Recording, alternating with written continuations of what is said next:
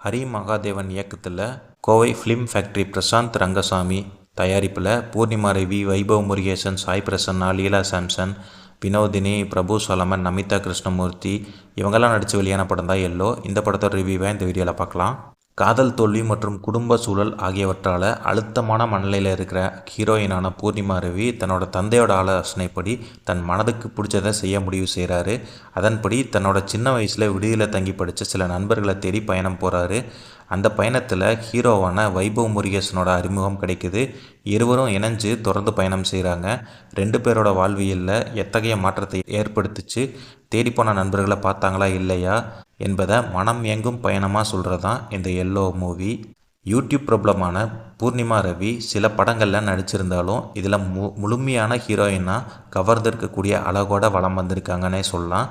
நடிப்பு மட்டும் இல்லாமல் தோற்றம் ரீதியாகவும் பார்வையாளர்களை கவனம் இருக்கணுங்கிறதுக்காக அதிகமாக கவனம் செலுத்தியிருக்காங்க பூர்ணிமா ரவி. அதற்கு அதிகமாக மெனக்கெடலையும் செஞ்சுருக்காங்க. திரைப்படத்துக்காக தனது வழக்கமான நடிப்பை வெளிக்காட்டாமல் அளவாக நடித்து ஆதரி கதாபாத்திரத்தை பார்வையாளர்கள் மனதில் பதிய வச்சுருக்காங்க பூர்ணிமா ரவி. ரொமான்ஸு, நடனம், சென்டிமெண்ட் என எல்லா ஏரியாலையும் அடித்து ஆடியிருக்காங்கன்னு சொல்லலாம். குணச்சித்திர கதாபாத்திரத்தில் மட்டும் இல்லாமல் கமர்ஷியல் ஹீரோயினாகவும் சூப்பராகவே களம் வந்திருக்காங்கன்னு சொல்லலாம்.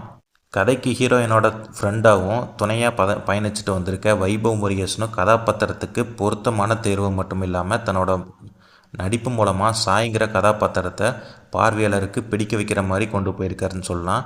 சாய் பிரசன்னா, லீலா சாம்சன், வினோதினி வைத்தியநாதன், பிரபு சாலமன், நமிதா கிருஷ்ணமூர்த்தி அவங்க நடிச்சிருக்க வேடங்கள் கடந்து போகிற மேகங்கள் மாதிரி நாகியோட பயணத்தில் வந்து போனாலும் கலக்கத்தில் இருக்கிற மனங்களை தெளிவுபடுத்துறதுக்கு காரணிகளாகவும் திரைக்கதையில் பயணித்து கவனம் ஈர்த்திருக்காங்கன்னு சொல்லலாம். பயணத்தை காட்சிப்படுத்திய விதமும் பயணப்பட்டிருக்க இடங்களும் உண்மையாலுமே ரொம்பவே சூப்பராக இருக்குது. அது படத்துக்கு பெரிய முக்கியத்துவம் பங்கு வகிச்சிருக்குன்னே சொல்லலாம். ஒளிப்பதிவாளர் அபி ஆதவ் கேரளா, கோவான்னு முக்கியமான சுற்றுலா தலங்களில் படமாக காட்சியெல்லாம் அமைச்சிருக்காரு. ரயில் நிலையம், தண்டவாளம், ரயில் பயணம் ஆகியவற்றை காட்சிப்படுத்தின விதம் பார்வையாளர்களுக்கு பயணம் மேற்கொள்ளும் அனுபவத்தை கொடுத்துருக்குன்னே சொல்லலாம்.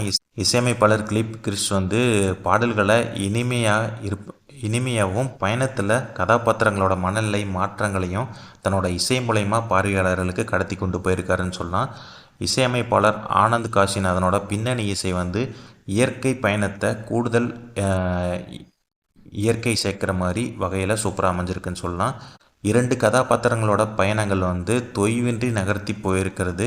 படத்தொகுப்பாளர் ஸ்ரீவத்சன் வசன காட்சிகள் அதிகமாக இருந்தாலும் அதில் ரசிக்கக்கூடிய விதையில் காட்சிகளை தொகுத்திருக்காருன்னே சொல்லலாம். எழுதி இயக்கியிருக்கிற ஹரி மகாதேவன் படம் பார்ப்பவர்களுக்கு இயங்கும் விதத்தில் ஒரு பயணத்தை நேர்த்தியான படைப்பாக கொடுத்துருக்காருன்னே சொல்லலாம். எளிமையான கதையாக இருந்தாலும் பயணத்திற்கு முக்கியத்துவம் கொடுத்து அவங்க அமைஞ்சிருக்கிற திரைக்கதையை காட்சிப்படுத்திய விதம் படத்தை ரசிக்க வச்சுருக்குன்னு சொல்லலாம்.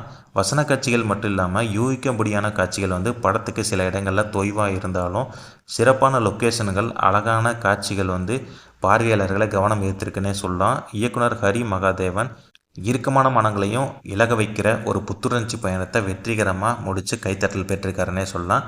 மொத்தத்தில் எல்லோ ரசிகர்களை கவர்ந்து வச்சுருக்குன்னே சொல்லலாம். என்னோடய ரேட்டிங் கண்டிப்பாக 5க்கு 3 கொடுப்பேன். நீங்களும் இந்த படத்தை பார்த்துட்டு உங்களோட ரிவ்யூ கருத்து என்னங்கிறத மறக்காமல் கமெண்ட்டில் சொல்லுங்கள். தேங்க்ஸ் ஃபார் வாட்சிங்.